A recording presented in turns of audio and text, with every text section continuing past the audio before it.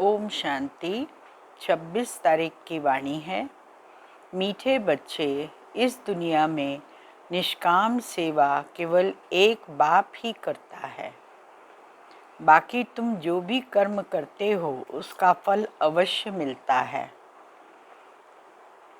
प्रश्न है, ड्रामा अनुसार कौन सी बात 100% सर्टन है जिसको तुम बच्चों को खुशी है? ड्रामा अनुसार सर्टन है कि नई राजधानी स्थापन होनी है। तुम बच्चों को खुशी है कि श्रीमत पर हम अपने लिए अपनी राजधानी स्थापन कर रहे हैं। इस पुरानी दुनिया का विनाश तो होना ही है। तुम बच्चे जितना पुरुषार्थ करेंगे उतना उच्च पद प्राप्त होगा। गीत बजा है, तुम्हें पाके हमने जहां पा लिया है। बच्चे कहते हैं, बाबा तुम्हें पाके हमने स्वर्ग के मालिक बन गए हैं।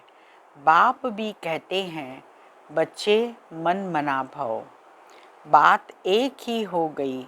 मनुष्य सब पूछेंगे कि ब्रह्मा कुमार कुमारियों को इस सत्संग में जाकर क्या मिलता है? तो ब्रह्मा कुमार कुमारियां कहते हैं, हम बाप दादा से विश्व के मालिक बनते हैं। विश्व का मालिक और कोई बन न सके। विश्व के मालिक यह लक्ष्मी नारायण ही हैं। शिव बाबा तो विश्व का मालिक हो नहीं सकता। तुम बच्चे विश्व के मालिक बनते हो।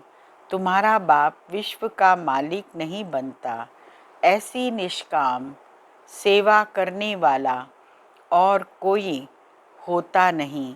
हरेक को अपनी सेवा का फल ज़रूर मिलता है। भक्ति मार्ग में वह किसी भी प्रकार से जो कोई कुछ भी करते हैं, सोशल वर्कर की भी सेवा का फल ज़रूर मिलता है। गवर्नमेंट से पगार मिलती है। बाप कहते हैं, मैं ही एक निष्काम सेवा करता हूँ जो बच्चों को विश्व का मालिक बनाता हूँ और मैं नहीं बनता हूँ। यह सब राज तुम बच्चों की बुद्धि में है। जो पढ़े लिखे हैं उन्हों को डिटेल में समझाना होता है। देवी देवता धर्म वालों को 5000 वर्ष हुए तो इस समय उन्हों की संख्या बहुत होनी चाहिए, परंतु देवी देवता धर्म वाले फिर और धर्मों में कन्वर्ट हो गए हैं। पहले पहले बहुत मुसलमान बन गए, फिर बौद्धि भी बहुत बने हैं। यहाँ भी बौद्धि बहुत हैं। क्रिश्चियन तो बेशुमार हैं। देवता धर्म का तो नाम ही नहीं। अगर हम ब्राह्मण धर्म कहें तो भी हिंदुओं की लाइन में डाल देंगे। अभी तुम जानते हो, आदि सनातन देवी देवता धर्म स्थापन हो रहा है। हम ब्राह्मणों द्वारा श्रीमत पर। शिव बाबा को तो कोई तकलीफ नहीं होती। इनको कितनी गाली खानी पड़ती है। ब्रह्मा बाबा को कितनी गालियाँ खानी पड़ती हैं। वास्तव में श्री कृष्ण को गाली नहीं मिलती है। बीच में फंसा है यह। कहते हैं ना, रास्ते चलते ब्राह्मण फंसा। गाली खाने के लिए यह फंसा है। अलौकिक बाप को ही सहन करना पड़ता है। यह किसको पता ही नहीं कि शिव बाबा इनमें प्रवेश कर आए पतितों को पावन बनाते हैं। पवित्र बनने पर ही मार खाते हैं। बाबा कहते हैं, मैं आया हूँ सबको वापस ले जाने। तुम जानते हो, मौत सामने खड़ा है। विनाश तो ज़रूर चाहिए। सब स्वर्ग में तो नहीं आएंगे। जो पुरुषार्थ करेंगे वही चलेंगे, बाकी जाएंगे मुक्ति धाम।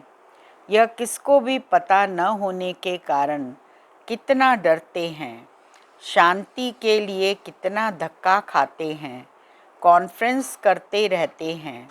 सिर्फ तुम ब्राह्मणी जानते हो सुखधाम शांति धाम की कैसे स्थापना हो रही है। विनाश के सिवाय स्थापना हो न सके। तुम अभी त्रिकालदर्शी बने हो। तीसरा नेत्र ज्ञान का मिला है।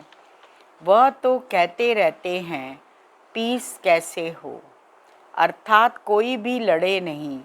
सभी कहते हैं वननेस हो।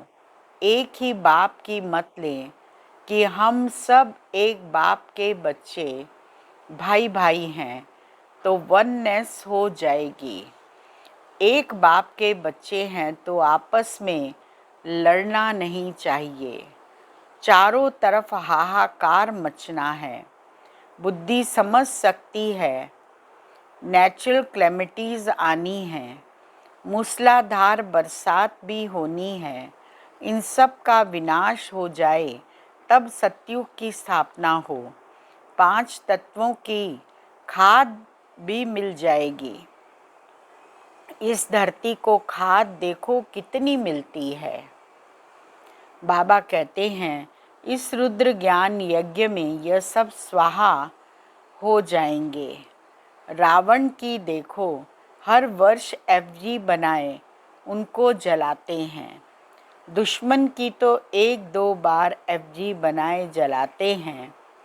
ऐसे नहीं कि वर्ष वर्ष जलाने का नियम रखते हैं। एक बार ही गुस्सा निकाल देंगे। रावण को तो हर वर्ष जलाते हैं। इसका अर्थ कोई समझते थोड़ी हैं। फिर कहते हैं रावण ने सीता को चुराया। कुछ अर्थ नहीं समझते। फॉरेनर्स क्या समझेंगे? कुछ भी नहीं। दिन प्रतिदिन रावण को बड़ा बनाते जाते हैं, क्योंकि रावण बहुत दुख देने वाला है। अभी तुम इस पर जीत पाते हो। सतयुग में होगा ही नहीं।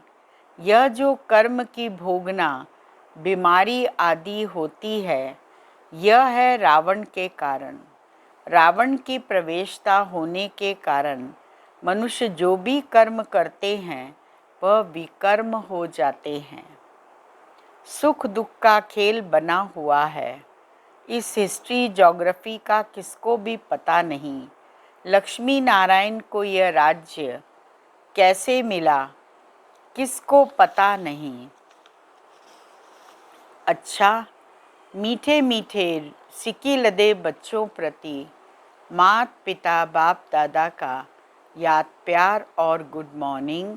रूहानी बाप की रूहानी बच्चों को नमस्ते और रूहानी बच्चों की रूहानी बाबा को याद प्यार गुड मॉर्निंग नमस्ते। धारणा के लिए मुख्य सार है पहला पॉइंट, जो बाप की महिमा है उस महिमा को स्वयं में लाना है। बाप समान महिमा योग्य बनना है। पारलौकिक बाप से पवित्रता का वर्षा लेना है। पवित्र बनने से ही स्वर्ग का वर्षा मिलेगा। दूसरा पॉइंट, श्रीमत पर अपने ही तन मन धन से एक आदि सनातन देवी देवता धर्म की स्थापना करनी है। वरदान है, पुराने संस्कार रूपी अस्थियों को संपूर्ण स्थिति के सागर में समाने वाले समान और संपूर्ण भव।